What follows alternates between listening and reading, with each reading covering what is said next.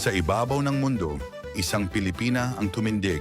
Bitbit ang watawat ng bayan, taglay ang dangal ng lahi. Sa Guadalajara, isinulat niya ang kasaysayan.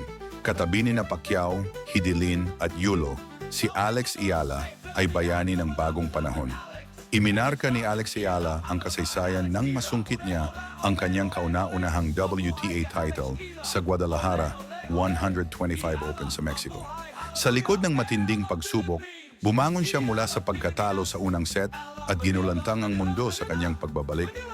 Tinalo si Pana Udvardy ng Hungary sa score na 1-6, 7-5, 6-3. Si Ayala ang unang Pilipinong malalaro ng tennis na nagwagi ng WTA singles title.